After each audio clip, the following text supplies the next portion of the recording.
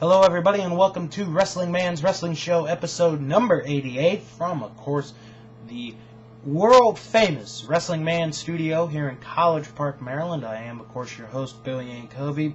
And this week on the program, I'm going to talk about WWE, a look at the No Mercy card, TNA, their look at the Bound for Glory card, Ring of Honor, results from last weekend's Double Shot weekend, and their schedule for the month of October, the Indies, Japan, the NWA, plus I'm going to give you my prediction for the 2008 Ted Petty Invitational, which begins tonight.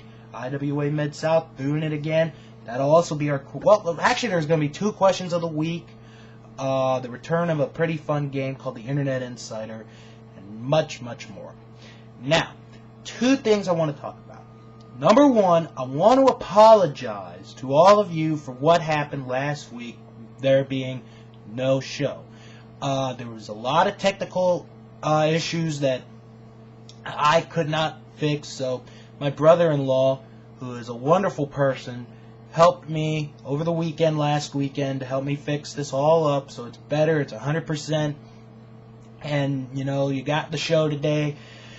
And the 100th episode has been pushed back because of last week's difficulties by 1 week to December the 19th, which is actually the season finale of the show and the second annual Buford Awards. So, you know, if you wanted to do your own version of the Honkometer with this is episode number 88, and only 12 more episodes to go until the 100th episode.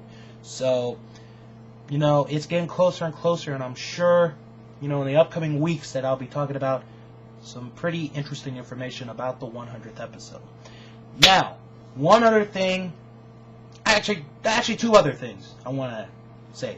First of all, welcome back, Ron Buddha 6669. I missed your videos, brother. You know, this is coming from one big brother to another big brother. I missed your videos. I am so glad that you're back, that you're doing your videos. If you want to catch him up, he did a fantastic video on TNA. Definitely worth the watch. He gives his opinions on TNA because he watches it. I don't. I've given up on TNA a while ago, but brother, just great to have you back. Excuse me. Just absolutely great to have you back, Ron, and I just hope you make as many great videos as you did with this new one you came out with.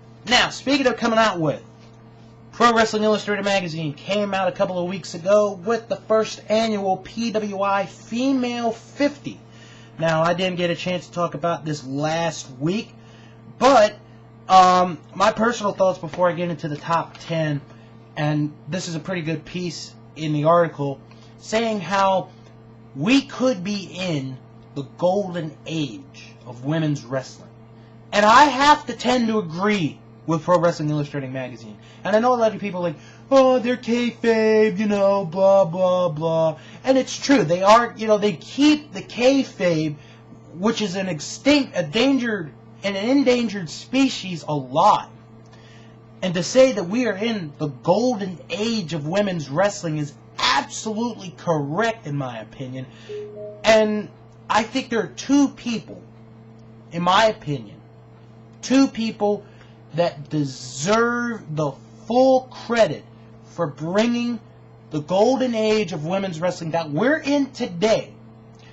Number one is Fit Finlay, and I know a lot of you are saying, why Finlay? Why Finlay? If it hadn't been for Finlay putting all the hours, you know, many years ago in the WWE, training the divas and training the women's wrestlers that are in the WWE today, half of these female wrestlers would do diddly poo. And I know that's something coming out from the NFL, but it's the honest to God truth.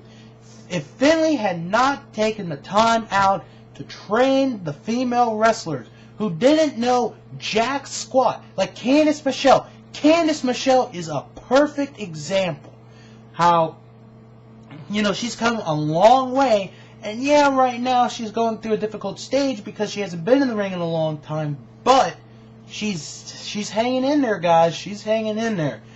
For, you know, Finlay to help them make the women's division, what was 5 years ago almost a death, to bring it back to have now 2 women's divisions in the WWE is something special.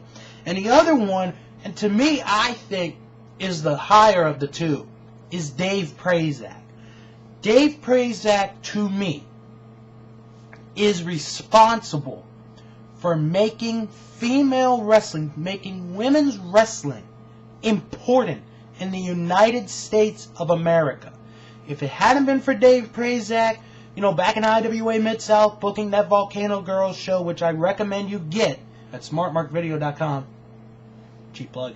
But, no, seriously, if it hadn't been for Dave Prazak, women's division in the independent scene would be nothing. And Shimmer is a big deal. If you haven't gotten any Shimmer DVDs, I suggest you get them because they are absolutely fantastic to watch.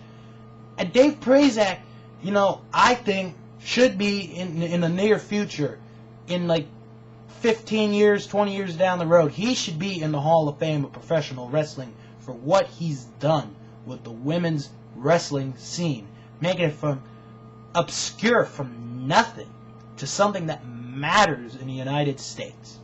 Alright, so with that in mind, the top 10 from Pro Wrestling Illustrated's first annual Female 50. If you have not heard, I'm going to read them in order from 1 to 10. Number 1 was Awesome Kong. Number 2 was Beth Phoenix. 3, Gail Kim. 4, Mickie James. 5, Mischief. 6, Sarah Del Rey. 7, Roxy Laveau. 8, Melina. 9, Michelle McCool. And 10, Candice Michelle. Now, if you want to see the entire top 50, all you got to do, go to your local magazine or bookstore that sells wrestling magazines, pick up the latest cover of Pro Wrestling Illustrated magazine for the entire top 50. And I'm going to take a quick break, and when I return, I'm going to talk about what happened on Raw this past Monday night with their 800th episode.